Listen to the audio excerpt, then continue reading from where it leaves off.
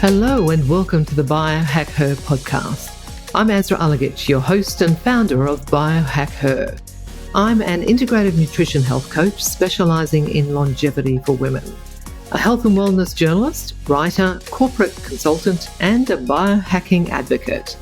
Biohack Her is a space where we can explore ways to optimise our health to live well longer, whether it's through improving our nutrition, exercising, cryotherapy, supplementation, technology, and more.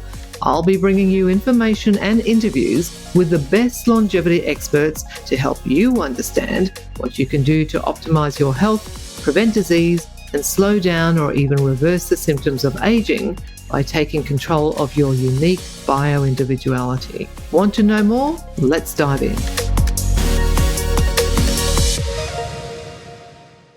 Hi everyone, today I'm joined by Dr Lucija Sironic. She's a UK-trained medical doctor and a researcher in the field of glycobiology. Having transitioned from practising medicine in a public healthcare system to GlycanAge, a longevity biotech startup, Dr Sironic is curious to pursue the transfer of cutting-edge scientific findings from the lab into clinical practice. At GlycanAge, she works as a researcher and product development scientist, and as a lead consultant working one-on-one with clients and business partners who use the GlycanAge biological age test to optimise healthspan. Today we dive into what the difference is between chronological age and biological age and why it's important to know your biological age, what glycans are and the role they play in biological age, the difference between GlycanAge and biological age, how inflammation impacts glycans and your body, the chronic diseases you can get from long-term chronic inflammation, the lifestyle choices you might be making that are unknowingly impacting glycans and your health. And we chat about my own GlycanAge test results, which were not what I expected. I hope you enjoy the conversation. Hi, Dr. Sironic. Welcome to the Biohack Her podcast. Thank you very much for having me, Azra. Great to have you here. Let's talk about GlycanAge. It's a company that helps people to understand what their biological age is compared to their chronological age. Can you explain the difference between the two for those that might not understand that there is actually a difference? Sure. So as you said, you mentioned two terms, chronological and biological age. So chronological age is basically your age since, just dating back to the time when you were born, and we all know what that is. The concept of biological age is a bit newer. It basically denotes how old you really are on the inside, how old your cells are, your tissues are, and that's something that we find really helpful in the field of aging, just to understand better what your disease risks are and how to help you optimize your health a bit better. So, what are the benefits in understanding what your biological age is? Can you break it down for us? Yeah, so I would definitely say one of the things that we're seeing today is that obviously we do live longer, and if we want to live longer and healthier, we have to manage our risks better. So I think the first way that the concept of biological age can help us is to help us with as a disease prevention tool. I think that's the first thing. And I think second thing is obviously if we want to put accent on quality of living and quality of life rather than just living longer, that's also where the concept of biological age can help us. So I would kind of focus on those two aspects. Are you finding that it's becoming more popular for people to get their biological age tested? Absolutely. I think if we had this chat maybe 5 years ago, it would not have been that popular. But I think today, because there are so many different biological age tests, I think more or less almost everybody has heard of this term. So, how does someone take the test? Walk us through that step by step.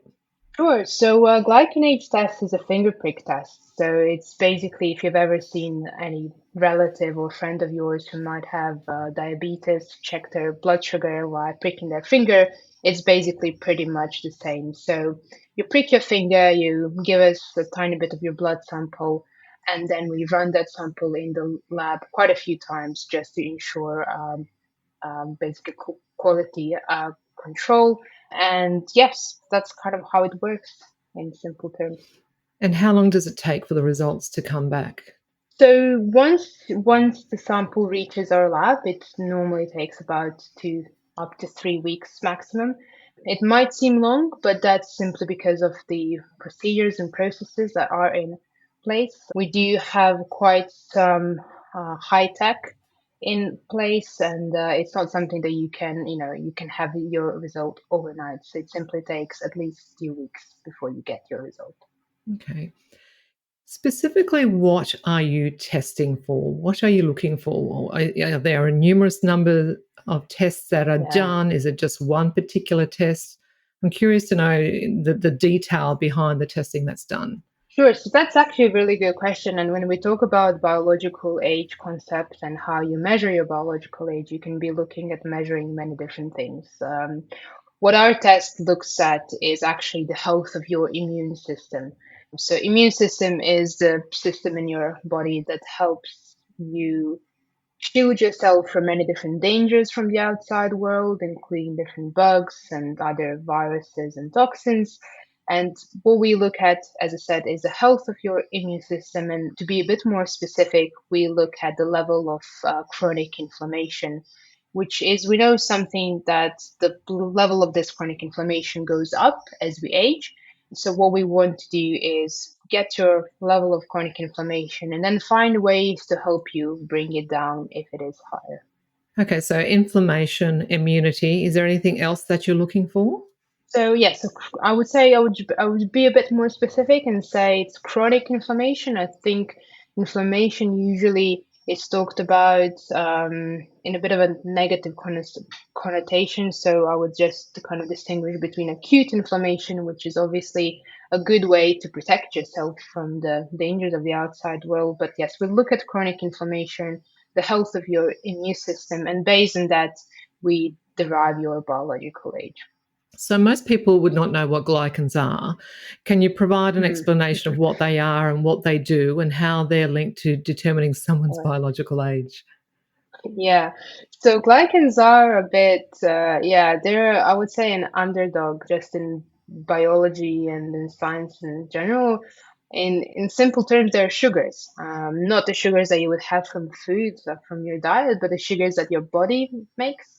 And those sugars you find in many different places in the body at the level of your cells, but also coating many different molecules. And they are important because they tell us about whether your body decides to make and create inflammation in response to a trigger or not really. And we basically harness that fact and that concept, and that's what our GlycanAge test is based on. How does determining biological age via glycan testing rather, differ Mhm. to other methods like DNA methylation used by other businesses? Is it better or is it just different? I would say, I mean, putting it simply is just different. Aging is a very complex process, and our current understanding is that many things go wrong. If you're talking about what goes wrong and how many of those things are, there are at least 13 different things, so 13 different hallmarks of aging. We look at one, we look at chronic inflammation, and other tests, such as the ones that are based on DNA methylation, they look at different processes. So essentially, it's just different tests look at different things and measure different aspects of aging. And currently, really, we don't have a test that is a comprehensive test that will look at all the aspects, all the parameters of aging. And I think that's what the scientific community and the industry and academia are actually working quite hard to get to. So, if I understand correctly, there's nothing out there that tests all the hallmarks of aging against your biological age. Exactly. Exactly. Which Right. is why I think what is quite a popular concept is people doing many different tests. So doing group glycanage tests, doing a test that's based on DNA methylation, and then trying to get a picture of where they are in terms of aging, looking at these different processes. But I think what's also quite problematic in the field is that, for example, this is something that we see quite often in practice, is that you might get a GlycanAge result, which is good, neutral, or bad. And then a different test, such as a DNA methylation test, might show something completely different. So the question is, whether all these different tests are complementary or not. I think this is still something that we have to solve in the hopefully near future. Yeah, I think it's a really good point that you make because there can be sometimes, as was in my case, and we'll get into that Mm, in a little bit more detail, but in my case, there were conflicting results between your testing and another organization's testing. And so I think that that's a really important point that you've made, that it's not necessarily like for like that we're testing between various yeah. companies. I think it's important for people to understand what DNA methylation testing or DNA methylation indeed is, Mm, because not everyone would know that either. So, can you explain that right. and provide some detail around that for us, please? Sure. So, DNA methylation just refers to the process that happens after your genes and after your DNA is made, and it's a process that adds to the quality of then proteins then being synthesized down the line. And this is also something that we see changes with aging, which is what other companies and organizations have used as a principle to build tests on how DNA methylation changes influence or do not influence inflammation. I think what the current evidence is showing is there is a link between the two, which again is just going back to your point, shows us that you could be aging slightly at a higher rate when it comes to one process and not at such a high rate when it comes to the other process, which might explain why you had results which are good or better with one test or worse with the other test. But yes, there is certainly a link between DNA methylation changes, inflammation, and all the other hallmarks of aging that we haven't really mentioned so far. But yes, it's all part of the same puzzle. I think it'd be worthwhile going through some of those hallmarks of aging, if you wouldn't mind as Uh, well, just so that people yeah. have a good understanding of what are those contributing factors to biological age.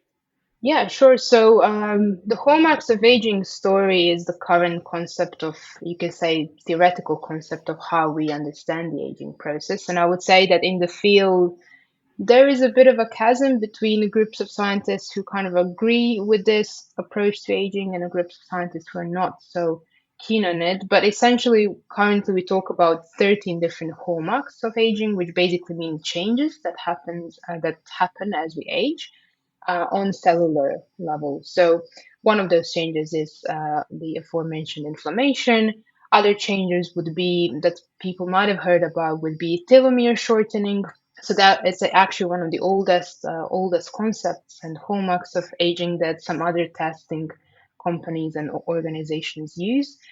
So as we age, telomeres that actually contain all of our DNA material, they shorten. Some other hallmarks would be mitochondrial dysfunction. So, mitochondria are your powerhouses in your cells that provide your cells with energy. So, we know that as we age, these mitochondria tend to be a bit more fragile and not so functional.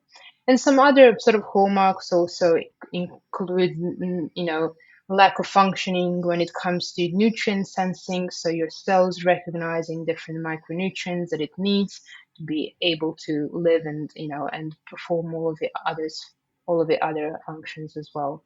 Another, I would say, important one that people might and your audience might have heard about would be autophagy.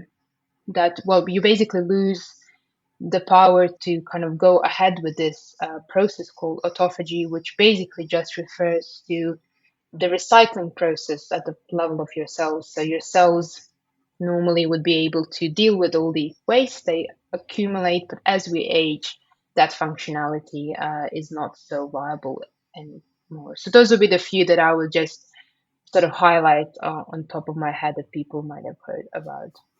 Hmm. And so with the autophagy, that's like cleaning up the senescent cells, right? And when you're Yeah, talking about exactly. the cleanup, yeah, yeah. No, I just wanted to say you just mentioned senescent cells, so obviously that's also one of the things that we notice that happens with aging, and I think there is a lot of talk about senescent cells build up, and that also being one of the sort of hallmarks that contributes to the entire aging process. And we also do see that there is some correlation between senescent cells number and inflammation. But when it comes to GlycanAge, so far we haven't explored this relationship. And this is a question that many people tend to ask us about.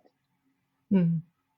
Do you see much of a difference in the test results across different cultures or different age Mm. groups? What's the data showing so far?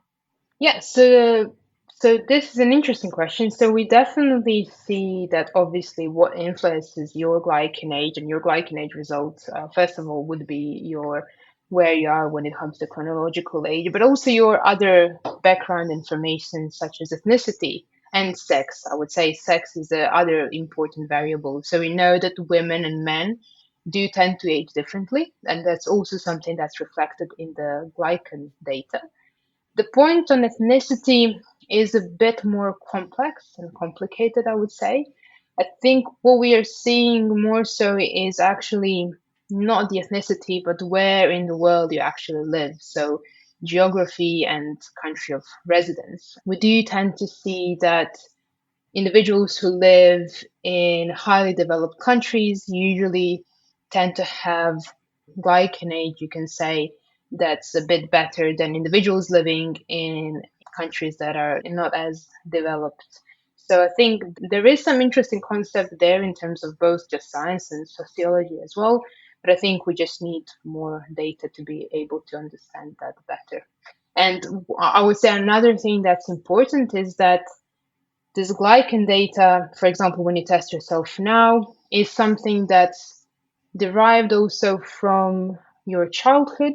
Not to say that glycans stay the same, but the influences that you pick up on when you're a child and a teenager or a young adult do tend to have an influence down the line and later in life as well. That's a really interesting point, I think, because does things like childhood trauma, as an example, or Mm. other epigenetic factors influence glycans? Yeah, so we haven't really, so in terms of research, we haven't really looked into this yet. We have done some studies when it comes to post-traumatic stress disorder, for example, in war veterans, where we did not see any, you can say, significant changes when it came to GlycanAge when we compared this group of individuals to control individuals. But I would say definitely things like exposure. So what seems to matter is more so far what we have data on is exposures to different pathogens. So for example, if you compare children who might live somewhere in Europe to children who might live in Southern Africa, simply because of different pathogen exposure in terms of different viruses and bugs, their glycan data from the very start and their immune response to certain things will be different. We haven't tracked these, so we haven't really done so far any studies that would be tracking these different group of individuals depending on where they live for many, many years to say how glycanage would then change and evolve. But we do set that, so we do see that this pathogen exposure and variation in pathogen exposure does leave a print. And you can say that's almost like an epigenetic print, which is what the glycans are all about. They do synthesize that genetic information, but also epigenetic and the pure, influence of environment on your health. And it might just be worth, again, I don't want to assume that everybody understands some of this terminology. So it might just be Sure, worthwhile explaining what epigenetics is for those that don't understand what it sure. means. Sure. So basically, I think everybody or most of people have at some point heard of genes, which make us us. And there are many different genes in our body that contribute to what color of hair we have or how tall we might be. But what we also see is that genes do not provide us a full picture of what might happen to us in terms of disease risk or how healthy we may be. And this is where epigenetics comes in. And epigenetics refers to this process of genes undergoing some change, subtle or less subtle change, as influenced by the environment. So basically, if you have in your genetic background that you might have a high risk of a certain disease, what's actually good and positive is that using environmental changes, say lifestyle changes, you can influence that disease risk. And that's what epigenetics really is. Thank you for explaining that. A little bit more on pathogens. I'm curious as to whether Mm. there's been any research post the pandemic, post COVID, Hmm. and Yeah. whether that, as a virus, had any long term impact on glycans. Because I Right. think, it'd be really fascinating to see whether there was a spike post COVID in people's glycans. Obviously, we've heard the term COVID. long term Yeah. COVID, bounced around for some months now, if not over a year now. But I'm just curious to see whether there's been any research done around that. Yeah, so we do actually have a research on long COVID that should start quite soon as a collaboration between our company and some different institutions. So in very short, as a very short answer, we don't have any answers yet.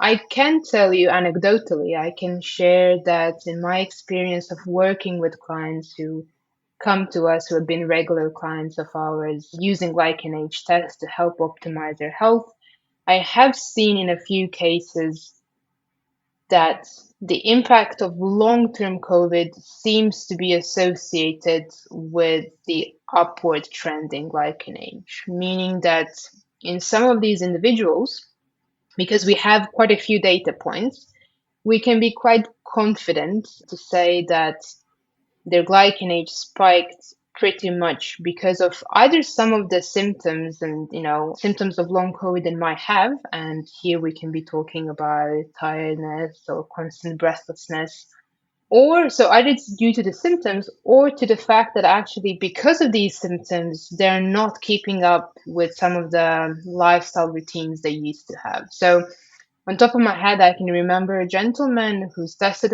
with us a few times, who, because of the breathlessness and fatigue, he had, months and months after he had his COVID episode, he just couldn't do his daily runs anymore. Now it's a question of, has his glycanage gone up because he's not been able to maintain his aerobic exercise? Does it have to do with any changes and switches of the immune system and how immune system responds to certain things? We can't really say for sure, but there's definitely been some change to suggest that following his COVID episode, which was quite harsh, but not harsh enough that he ended up in hospital, he stayed at home, had a fever, felt awful, but he basically after that developed something that definitely sounded like long COVID syndrome. His glycanage went up. So I think this is a question that we are pursuing, and hopefully maybe next time we catch up, we might have some answers to that. Yeah, fascinating. I'd be really curious to hear what the results are out of that when you guys do that. So, GlycanAge, you mentioned, has a strong focus on inflammation. Can you explain why that is and how inflammation or inflammaging can impact not only Hmm. someone's biological age, but their overall health as well? Sure. So, yes, so I think the concept of inflammaging was coined quite some time ago.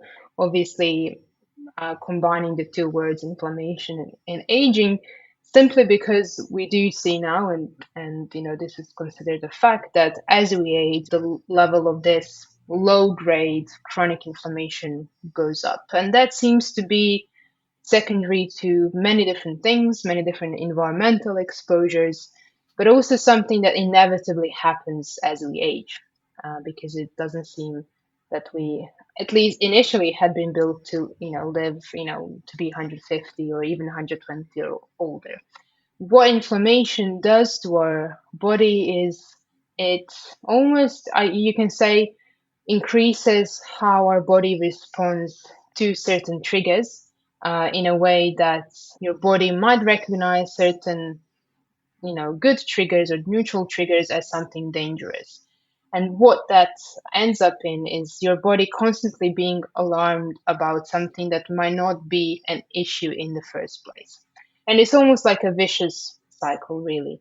And if you combine that with lifestyle choices that might not be the best, that we obviously see is something that is quite prevalent, both in terms of how we look after ourselves actively and passively. And by passively, I mean exposing ourselves to poor air quality, microplastics, and so on. What you have is then increased level of inflammation, which itself is a risk factor and a predecessor of many different chronic diseases.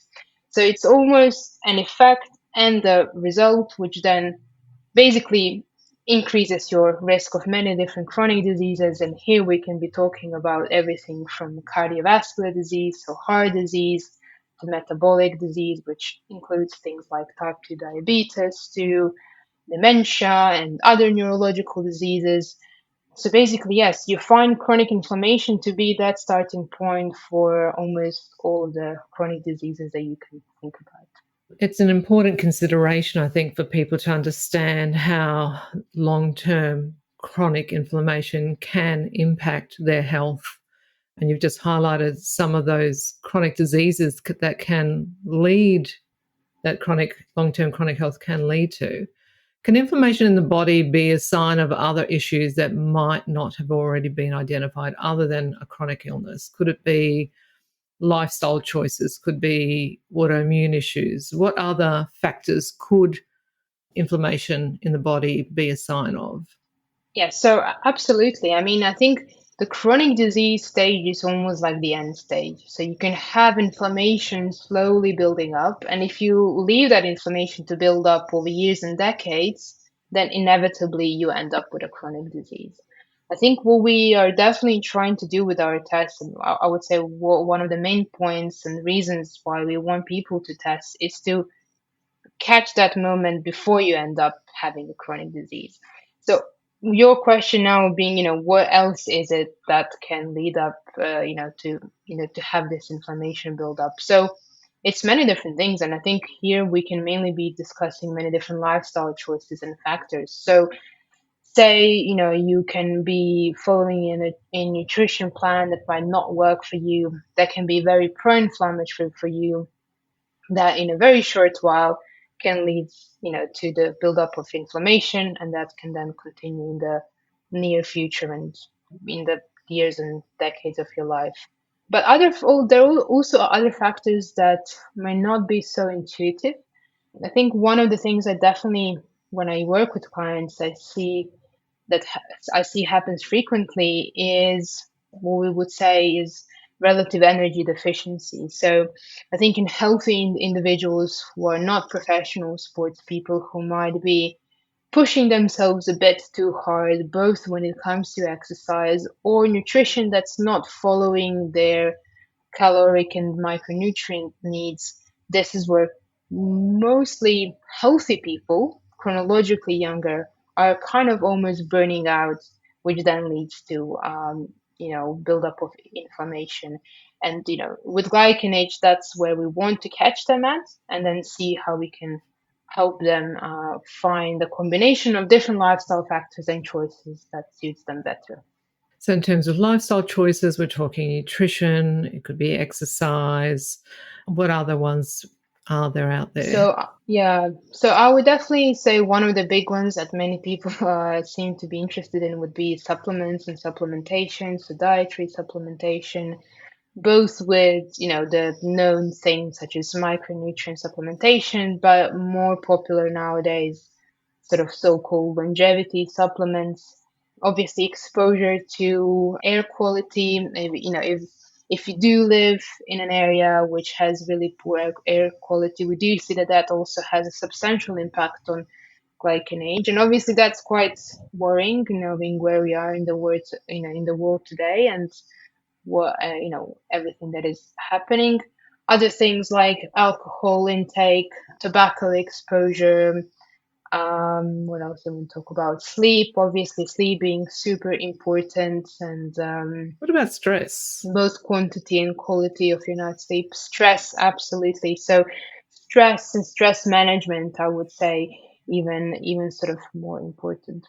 Yeah, because I think a lot of people in this day and age are living with a fair amount of stress compared to, I suppose, what we're used to 20 years ago, Yeah, which, impacts the body in many different ways. And we can constantly be in flight or fight mode as a result of that. And that can then end up being that low grade, long term chronic stress that can cause inflammation in the body, right? So yeah, I think it's important for people to understand how some of their lifestyle choices can impact inflammation and then have an impact on their biological age. We had a program here recently that aired on TV here in Australia, How to Live Forever, I think it's called. And it brought 6 or so couples together to test their biological age, looking at, what are their lifestyle choices, their environmental factors, and so on. And then 12 weeks later, they were tested again. And as a result of implementing certain lifestyle changes, they were able to reduce their biological age within 12 weeks. Is that the case? Do you find that you're able to turn results around in terms of your biological age by implementing some changes in lifestyle choices? absolutely. I think that's the beauty of glycans in a way, and that's something that gives you hope, doesn't give you just a number that's there, that's, permanent and set in stone. We do, I think, in terms of how long should you be practicing something? How long should this change be in place for before you see the results? I think that's a different question. And I think this really depends on what you're changing and what this implementation is all about.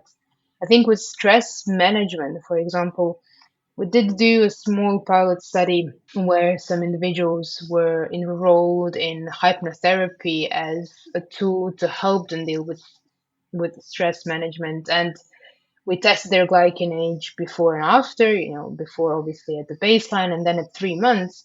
And we didn't see any changes really at 3 months. And if you ask me, and I think we have now more evidence to say that that's just not long enough for such a tool to be helpful for somebody.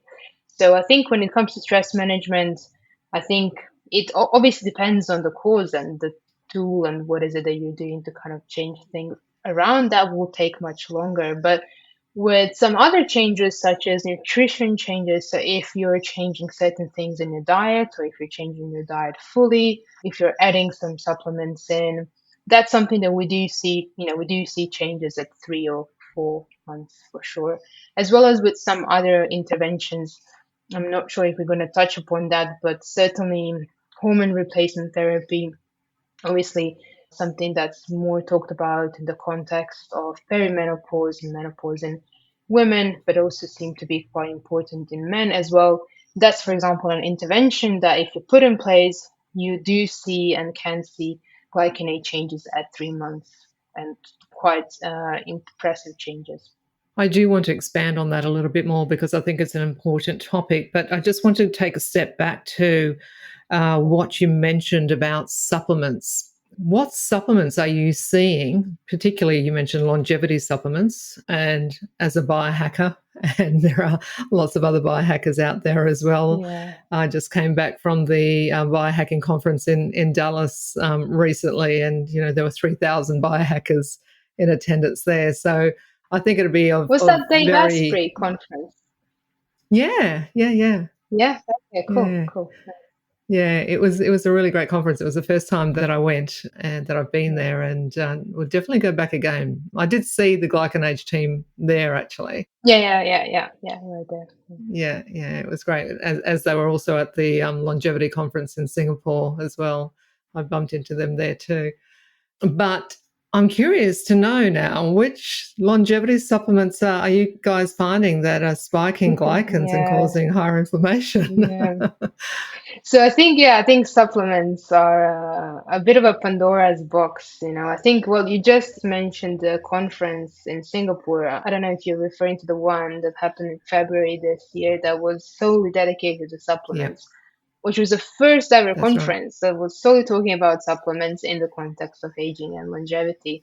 I was able to sort of follow some few talks online, and I think the message from there the message from that conference sort of aligns to the message I think we have now with GlycanAge, still at this point in time that we have with GlycanAge, which is we simply don't know for so many of these supplements. We don't have enough data, and we just need to do more science and research. I mean, so far at GlycanAge, the interventions that we've tested historically up to maybe a year and a half ago, were more about what I call softer lifestyle changes, things that people are not usually that keen to implement. Things like exercise, sleep, diet, and so on. But obviously, the public wants to know more about supplements. So we've been hard at work to do more pilots and real studies with these supplements. So far, what we've tested has been omega-3 supplementation that we do see does lead to some positive changes when it comes to certain glycan data points. I wouldn't say GlycanAge in general because it doesn't seem to have effect on the overall GlycanAge number, and that's only in healthy individuals. Another thing that we've done as a pilot is we've done some work with a company that is all about NAD plus supplementation, not from NAD plus directly, but NAD plus that's basically sourced from nicotinamide, and then I think supplied together with a bunch of herbs. There's some kind of a proprietary formula, and this was, as a pilot study, we did see some notable changes at 1 month and at 3 months when it came to GlycanAge, but nothing massive. Okay, nothing like we've seen a 5 years reduction or 10 years reduction in GlycanAge. I think Could so. that Those are the be the studies. duration? Sorry to interrupt you, Lucy, there. I just wanted to expand on that one a little bit more. Could that be the duration of how long the supplement was taken for, the NAD plus? Yes, I think it has to do. So I think when you do a study, right, you have to think about the difference in individuals you have. What are the characteristics of these different individuals that are taking this supplement? How old are they? What's their sex? What's their activity level? Are they, if they're a female, are they perimenopause or the postmenopause? There's so many different factors to take into account, and before I just answer this question about NAD plus, I think it's important to say that in bigger studies, these factors, apart from maybe age and sex, are not usually accounted for. So you read a study and you see, okay, so overall, we didn't see any significant effect of this supplement on a certain metric. But then if you dig deeper, you see that certain individuals responded really well. And then I think the question we have to be asking is why was that the case? What was so special about these individuals? Did they really have low stores of their NAD plus, and then we gave them this supplement, and then this worked well for them? So I think that's something that we're seeing. I wouldn't say as a problem, but something I think definitely that has to be borne in mind when you're reading these studies, or maybe even participating and so on. So with NAD plus, I would definitely say yes, duration is important. Where you get this NAD plus from, which precursor is that? In this case, it was nicotinamide. It could have been NMN. It could have been niacin. It could have been NR. Obviously, many different precursors that if and I've checked this recently. I don't think we have any studies so far that actually compare these different precursors to say which one is better or worse. And I would also say, in terms of their chronological and biological age at baseline, I think that's also an important thing to know. So, yes, I think all of these different factors could have contributed to results being seen as positive or not. It's interesting, and it will be really interesting to see further research done in that space because, as you highlighted, that conference in Singapore at the National University of Singapore was the first one that's been done on supplements, and it is a billion-dollar, multi-billion-dollar industry. Lots of people Yeah, think that taking supplements is going to fix so many problems when you really yeah, do have to go yeah, back to the basics of nutrition and good sleep yeah, and maintaining yeah, appropriate levels of stress and so on before you look at that. But I think it also highlights the importance of getting regular blood works done as well to absolutely. see Well, exactly where are you deficient? What is working? Mm, What isn't working? What do you need to supplement for? Because so many yeah, people will think, oh, I've got this, I've got leg cramps, so I'm going to take magnesium. Sure, 80 yeah, to 90% of the population are magnesium deficient, but it's still worthwhile getting your bloods done to ascertain exactly what your levels are. And I'll talk a absolutely. little bit about Yeah. my blood works recently as well, following on from the GlycanAge test that I had too, which revealed a few interesting things for me too. But yeah, I think you've made a really important point there. Yeah, there is another important point that was brought up at this conference. And so this conference, as you said yourself, was organized by the National University of Singapore and the Healthy Longevity Center there, which is led by Professor Andrea Meyer, who is, the face in terms of academia and longevity. And her group did really one fascinating, study. It's not even a study. It's mainly, but basically what they did is they bought all the possible, I think it was NAD supplements from Amazon or somewhere, and then they tested for what's Oh, actually in those yes. supplements. And then you see that I actually, know. on the label it says, it contains this and that, but in reality it doesn't contain any of that. And I think people forget that the supplement industry, a multi-billion dollar industry, is not regulated. And you can sell anything you want. There is no governing body that checks, That's right. what's inside. And I think so I would say that's another thing I would definitely think about if somebody is in supplementation. Actually, what are they taking? Where did they get this supplement from? And I think we're talking here about safety as well. But yes, I think this conference was a great introduction to what we should, the conversations we should be having around supplements. And yeah, supplements in general, but especially in the sort of context of aging. I completely agree. And I remember sitting there looking at the results that came up on the screen in regards to that NMN testing that they did. And everybody was very surprised. There was an audible gasp in the audience when the results were revealed. And some of us did ask for the companies to be named because obviously none of us, even in the audience, wanted to be taking NMN that was filled with fillers. And there were quite a number of, from memory, there were quite a number of the NMNs that they tested that had no NMN in it at all, Imagine that. Mm. or very minimal amount of NMN, which was very shocking and disappointing. And so, what would you recommend that people look out for in terms of supplements? Is it looking at the company's regularity of third party testing as an example? Yeah, absolutely. I think that's something that one can do right now before. I mean, I do have hope that the longevity industry and academia in the context of aging research might come up with certain guidelines or white papers around this. And I think one of the things that has been developed so far, nothing to do with supplements, but to do with these biomarkers of aging, so standardizing these. So I hope that something similar will be put in place for supplements, and that we in the future might have some regulation around, whether each company might need to have some third party testing, for example. So yeah, so I would definitely recommend that you look out for that. Yeah, other than that, it's really hard to say because you don't, in such big sea of so many different supplements, people usually go for something that's affordable, obviously, something that might have been recommended to them by their friends, family, relatives, or a biohacker they might have heard, speak at a conference, or a researcher. But we really, really don't know what's inside. And I think that's quite a scary thought to have. So yeah, I mean, any third party testing would be a big plus.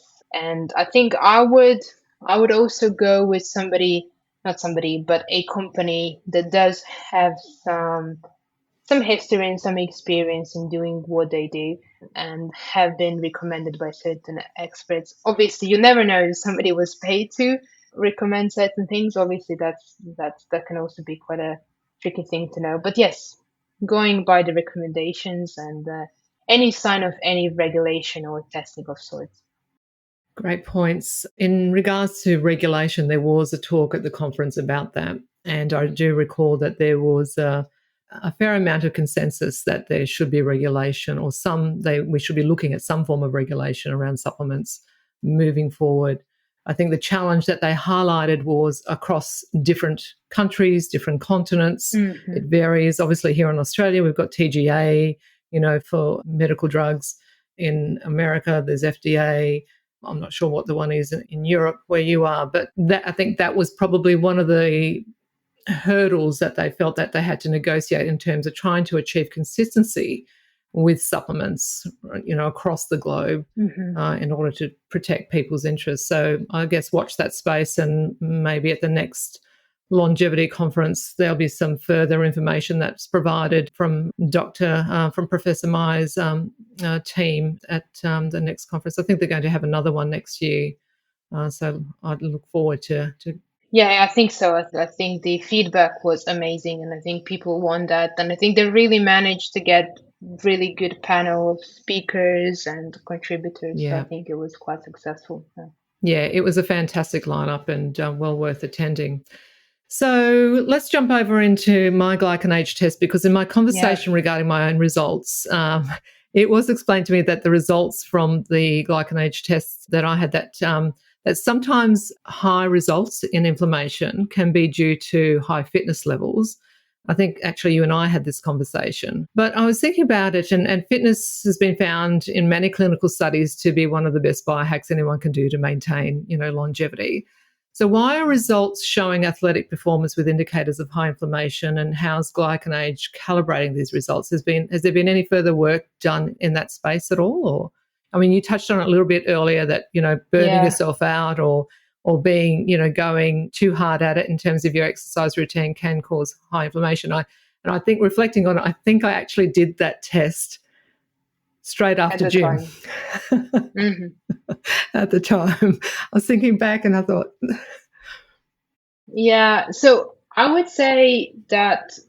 So we haven't. I think we would. I think that's something that we would like to do. It's on our to-do list, and I think we have found a way to pursue this further. Would be to test actually GlycanAge in sportsmen. Actually, do some kind of a pilot study. But anecdotally, I can tell you that from some of the sportsmen that we have worked with, we would usually see GlycanAge to be raised, especially if they are, in the high season where their training load is quite high. I would say so. That's something. Obviously, professional sportsmen are professional sportsmen for a reason, and I think the stress that they face on a daily basis in terms of exercise and maybe sometimes lack of recovery, especially in the high season training, is something that would be reflected on GlycanAge. In other people like us, recreational, maybe sports people, we do see that it's not about being fit that leads to having a high GlycanAge. It's about the relationship is you are pushing yourself, you're fit, which is great, but the recovery is not there to support you and to get the benefits from exercise. So I can tell you about an example of a female client I had that I've seen a few times. A lady who's really super fit. I mean, her body composition is at a level of professional sports people. She was in her 50s and in perimenopause as well, and obviously that's a period that women go through that is really challenging in terms of hormonal changes. And she was doing HIIT trainings twice a day, 6 days a week. And we couldn't, and she only told me this, in our second or third consultation. We couldn't figure out why her GlycanAge, it wasn't that high, but it wasn't what it was meant to be. So this is where we kind of think, I'm not saying that everybody does this, but I'm saying that sometimes people do push themselves too hard.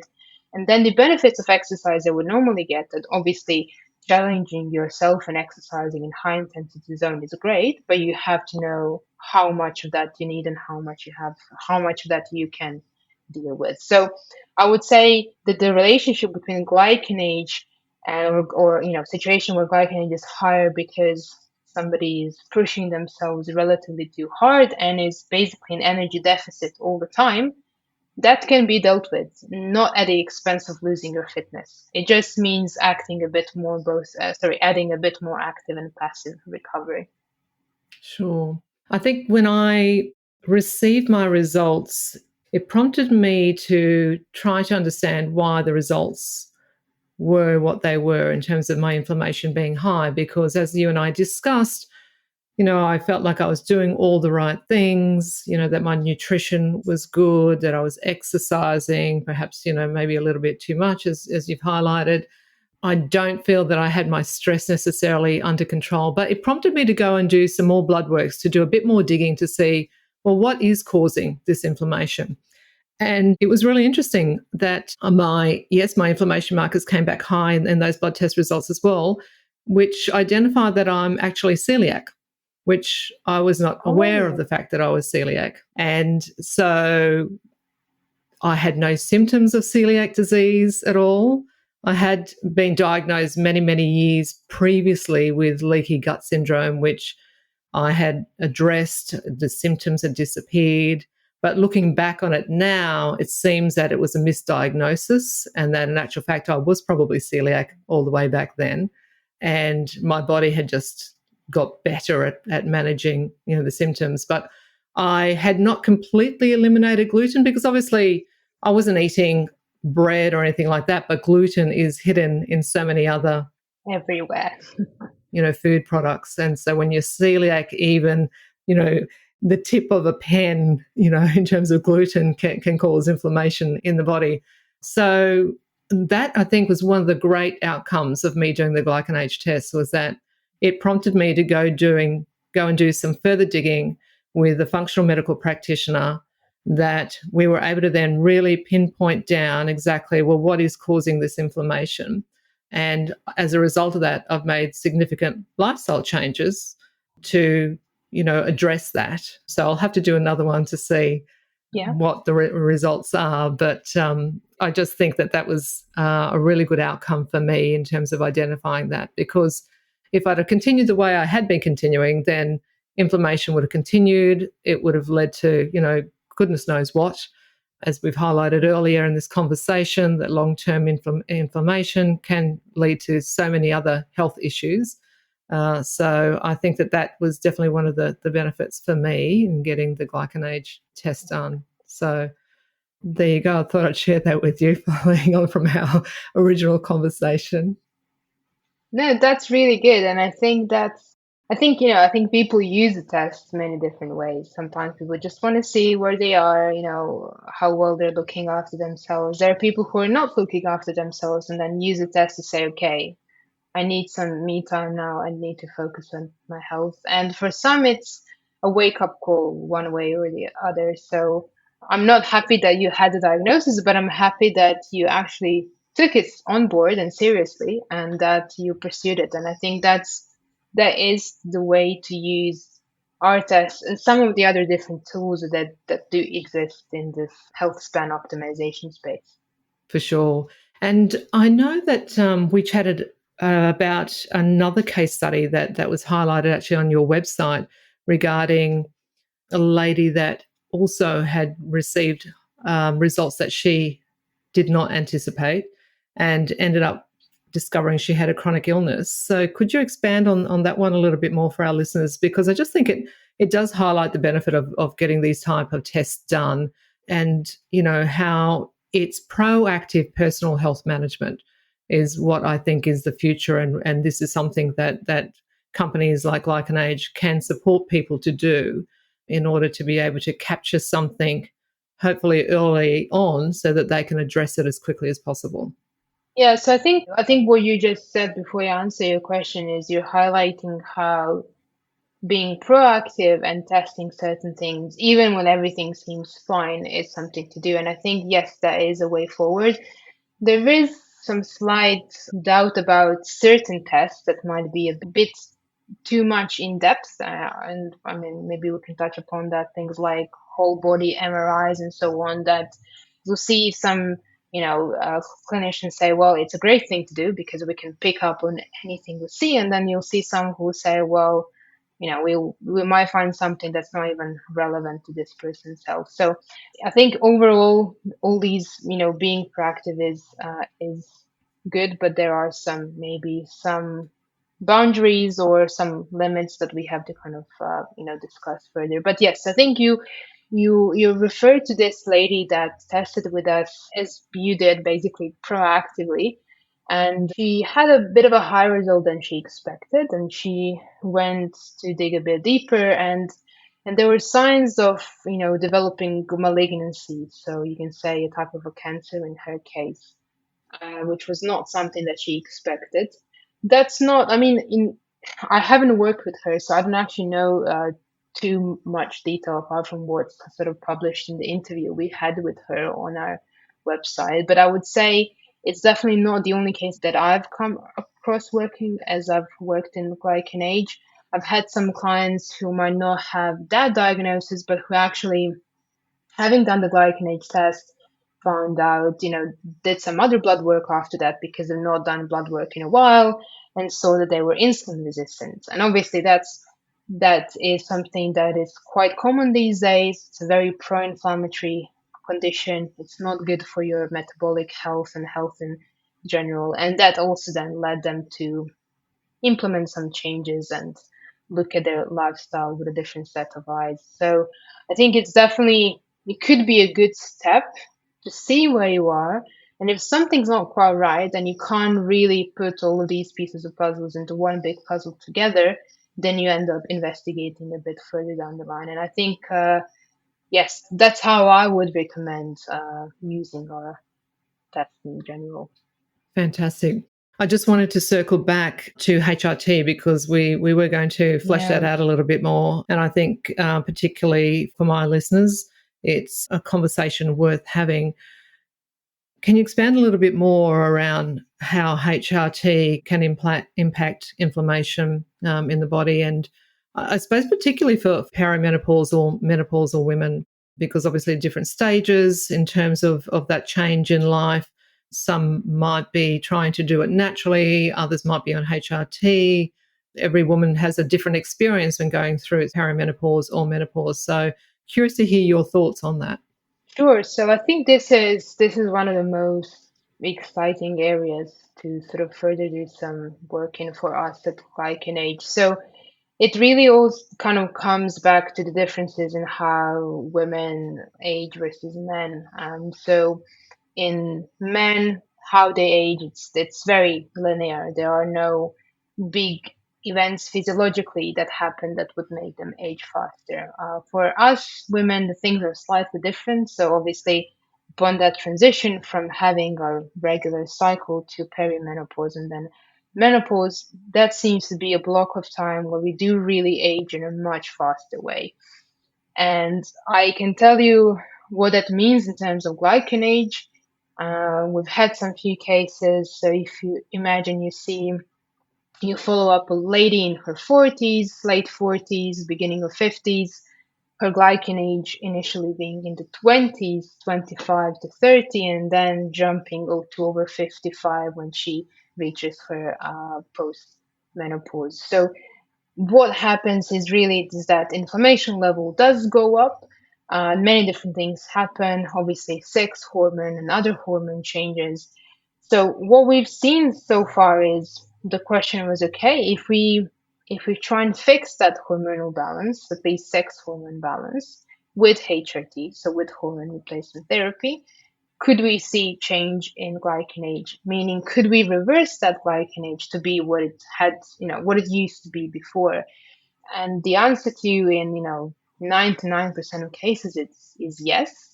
Can we reverse it fully to what the GlycanAge used to be before? Not always, but we definitely do see that GlycanAge responds to this intervention of hormone replacement therapy.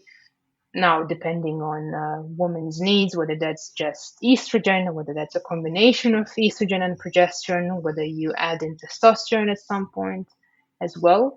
But I would say that hormone, in terms of hormones and which hormone is the most important one here, we're talking about estrogen. So estradiol being the one that when you fix its own balance, when you fix the balance of this hormone, you're actually making your glycans a bit more anti-inflammatory, which then means that your GlycanAge comes down. And I think this is really exciting data. And in the longevity space, and we recently had one interesting webinar on the topic that was held by my colleague. The title of the webinar was, is estrogen a longevity drug? And I think that's a question that many people are asking now, because not only do we see the positive changes in terms of inflammation and other health benefits in women, we do see the same in men. Obviously, in men, we wouldn't be replacing estrogen, we would be replacing testosterone if that is needed. But it seems that on the level of cells, again, even in men, it is estrogen that's the most active component that's actually changing things around. So I think that's very exciting stuff, and I think we do have a lot more work to do to be able to be a bit more, not just precise when it comes to personalizing these treatments, but actually understand when would be the best time to start it. As you said, many women are starting HRT now in perimenopause. How long should you be on HRT? That's another good question. So I think the world is kind of waking up when it comes to this important topic, and important topic that really defines how well and how fast we age. Yeah, I completely agree with you because I think back to what it was like maybe 10, 15 years ago, only really. And HRT was such a taboo, acronym back then. There was a lot of misconception, a lot of misinformation out there around HRT. And it was something that I was even taking on board, that because when I went through menopause, I did not take HRT. And as a result of that, in the recent blood works that I had, which identified that I was celiac, it was also identified that I had very, very low estrogen levels. And so while I don't have any symptoms, menopausal symptoms or anything like that, I'm 55 years of age, so I'm postmenopause now. It was as a result of the new research that's come out around the importance of estrogen. It was something that my doctor and I had a conversation around. And so now I am starting to supplement with estrogen to be able to bring those levels back up, estradiol in particular, which is the one that you highlighted. So I think it is an important consideration for women, because the dial has moved around HRT. And I was one of those people who was against HRT because of the information that was available at the time. For me, it was understood that it wasn't good for you, right? Yeah, And that now has been proven to be incorrect. And so I want to make it really clear that, from my perspective, that, it is important for us as women to be looking at HRT. And I think it's everybody's individual choice as to whether they do it or not. And look, I went through it and had no problems with my symptoms and got through it naturally, quote unquote, without HRT. But when you look now at the research, as you've just highlighted, and the importance of estrogen in terms of longevity and anti-aging, that then really, I think, strengthens the case for it as well, because we tend to age more rapidly, as I understand it, if we don't have estrogen. And that's certainly yeah, exactly. the research that I've been reading recently from numerous doctors who specialize in women's health have been highlighting that in particular. Yeah, and I think you touched upon a really good point here, which is to do with research and evidence, right? It's about evidence and research being available, but then knowing how to evaluate it and how to read it and how to extract in the right possible way the most important information, which is exactly what didn't happen now 20 years ago. I think that was beginning of the 2000s, was a big study that looked at HRT and menopause. And I think, you see 20 years passed and we're still trying to figure out how to actually convey the right message, the evidence-based message. And I think that's one of the really important challenges of this industry, longevity in particular, is, having the evidence, knowing how to use it, not tweaking it to what you think it should be, but actually having and making decisions that are evidence based. And I think that is the right way forward. It might not be something that people would like to hear, because I think there is a lot of impatience about, knowing what's the thing, what's a supplement to take, what you should be doing to target this and that. But actually, we have to be honest and say that we do really need more data, and then better quality data, because some of the studies that have been done in the past are just not so good quality. I think it's not, we have to be honest to say that if we want things to be evidence based and to be safe and to be good, that just takes some time. And I think hopefully with this revolution in tech that we are living through right now, things will be a bit faster. Yeah, for sure. I think tech will absolutely contribute to the future in the longevity space. And we're already seeing that. And I saw that even at the conference in Dallas recently. How do you see biological age testing evolving in the future? And what else is GlycanAge looking at in the longevity space? Yeah. Well, that's a really good question. I think it kind of goes back to what we discussed at the start. There isn't one single test that tells you about everything about the entire aging process. So I'm either seeing things starting to fall into place and to have different tests in mind, that we figure out how to be complementary with each other. I think that is probably something that could happen in the near future. In the distant future, whether there will be one test that you do, you prick your finger once and you have all the answers. I think that could happen, but I think that's actually years from now. At the GlycanAge, I think so. I do so some of the work that I do with GlycanAge has to do with product development, and obviously we have our test, the GlycanAge test, that is available to everyone wherever you are in the world. But we also do have some other tests that are being developed as we speak. Some of those will be preview to some slightly different audience, so more, clinicians and researchers. But what we're definitely trying to do, nonetheless, in any case, is using that glycan data in the best way possible. And I think apart from biological age concept, we do have enough years of research and research study published to say that we can use glycan data to try and even help prevent and I would say predict some of these chronic diseases that we talked about. And I think that's the most exciting part. I think the strongest data there is around cardiovascular disease, so heart disease, so talking about, atherosclerosis, talking about incidence and risk of heart attacks, for example. And then the other sort of area that we have quite strong evidence for is metabolic health, talking about type 2 diabetes, insulin resistance, and so on. So we're definitely developing to try build some more specific tests to use the glycan data for disease prediction of these specific conditions that I just mentioned. So yes, and then the third thing would be what we just talked about now, which is women's health, something that we've had in kind of plan for a while now, but basically using glycan data to be able to, you know, I wouldn't say predict perimenopause. I think that's still quite challenging, but to be able to give women more information where they are they leaning towards that period of life, and then to be able to start hormone replacement therapy if indicated and if the right choice for each individual. So I think those would be the three main areas that we are working hard on. Exciting times ahead. Look, you've been so generous with your time today, and it's been a really That's okay. fascinating conversation. So thank you so much.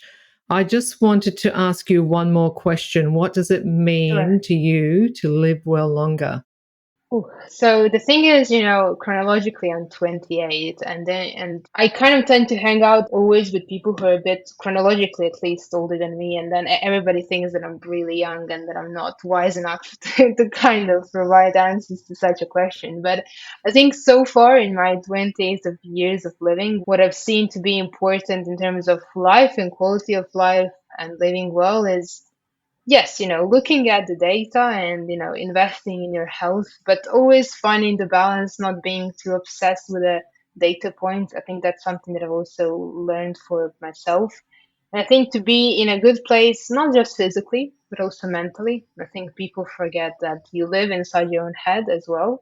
And I think, looking after that space is also quite important, so that you can just spend good quality time with people you love. I think that would be the most important thing. Lovely. Dr. Sironic, thank you very much for your time today. Thank you for having me. Well, that's a wrap for today's podcast. Thank you for tuning in.